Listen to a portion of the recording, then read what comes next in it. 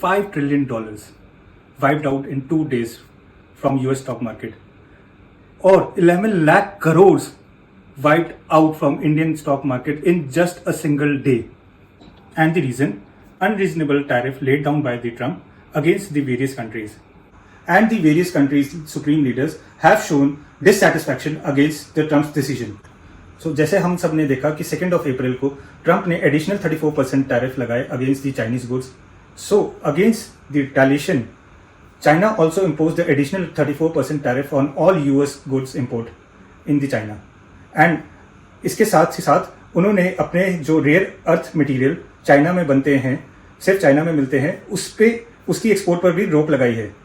और इसी के साथ फ्रांस के प्रेसिडेंट ने अपनी फ्रेंच कंपनीज और डिफरेंट ईयू कंपनीज को अर्ज किया है, रिक्वेस्ट करी है कि अपनी सारी नई इन्वेस्टमेंट्स यूएस कंपनीज में अभी स्टॉप कर दे as a retaliatory measure against the Trump tariffs.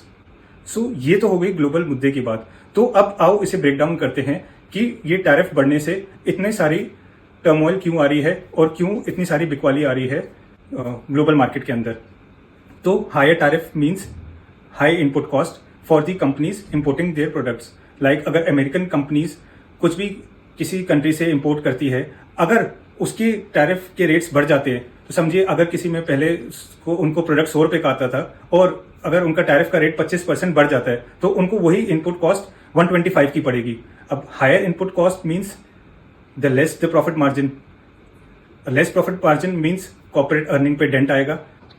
और जब भी कंपनीज का प्रॉफिट कम होगा तो इन्वेस्टर्स का कॉन्फिडेंस शेकअप होता है और वो उस कंपनी से पैसा निकालने के लिए सोचती है.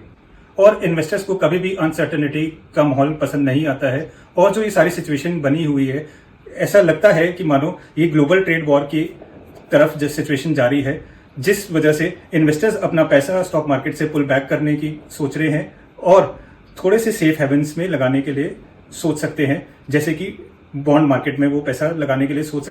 सो मुझे लगता है अभी कुछ समय के लिए बिकवाली का माहौल रह सकता है, जब तक कि टैरिफ्स को लेके कुछ सर्टेनिटी नहीं आती है मार्केट में. तो बताइए आपको क्या लगता है कि ये बिकवाली अभी जारी रहेगी या मार्केट यहां से स्ट्रॉन्ग रिबाउंड करेगी? तो ये तो था मेरा व्यू. आप बताइए आपकी क्या राय है कि यहां से बिकवाली कंटिन्यू रह सकती है या मार्केट एक स्ट्रॉन्ग रिबाउंड देगी? Please do comment.